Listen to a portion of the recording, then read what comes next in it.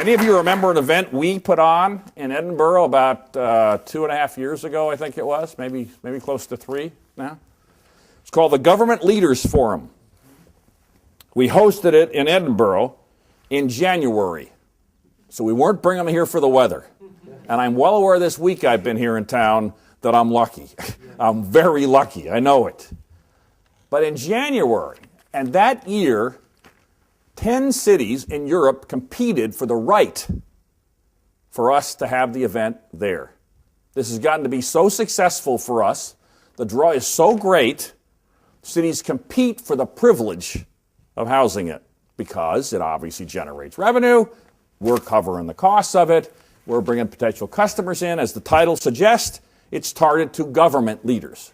I mean leaders, presidents of countries, ministers, that kind of thing.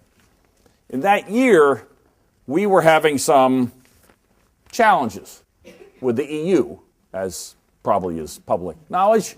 And in that particular year, the decision maker for the challenge happened to be German. So the bets were Berlin, which was competing, would get it. And besides, Berlin's a much more sophisticated, historically interesting city than Edinburgh, right? And it's on the continent, making it easy to get to. And so the team we have a full-time staff that just evaluates these kinds of responses to our proposal. We're so impressed. I admit I was an advocate, but that decision was not made because of me. Hopefully it helped a little. But a lot of people participated in our local office and in your government and business community, making your case for what would be a unique opportunity to hold an event, this one, in Edinburgh.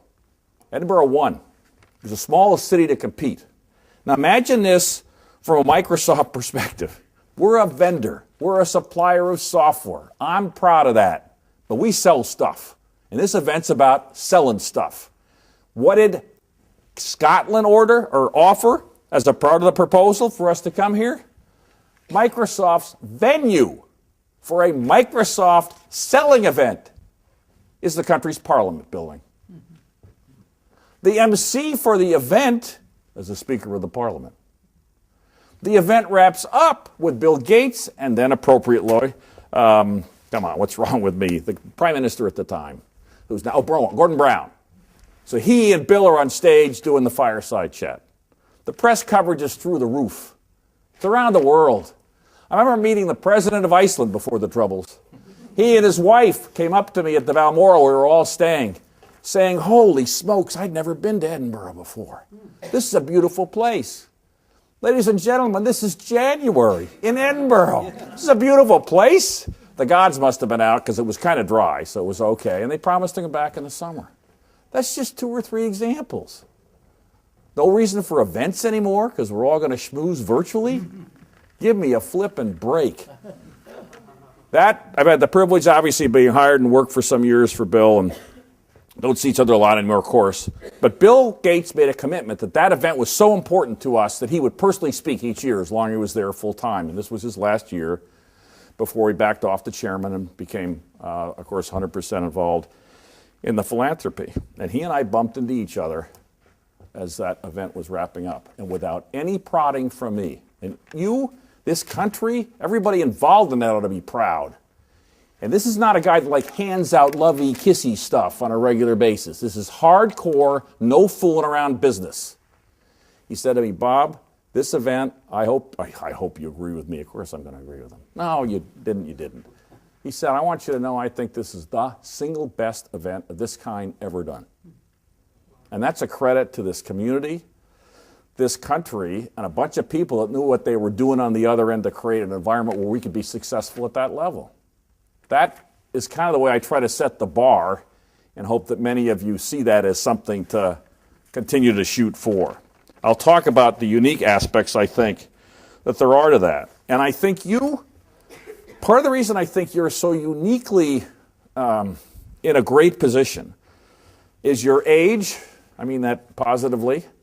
A school that's decided to focus on this with some credibility.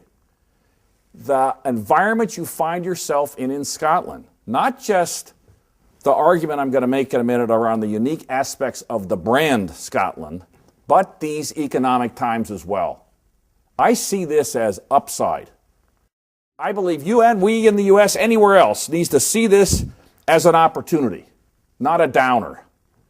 And tourism, no big secrets, a big opportunity for Scotland. The event part of that is obvious, but I worry sometimes you rest on your laurels because you've done so well anyway. Lots of people like you anyway. Is there a lot more upside?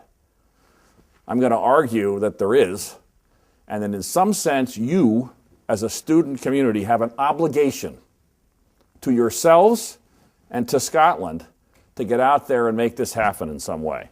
And I think you'll regret it if you don't, looking back some years from now. Thank you very much.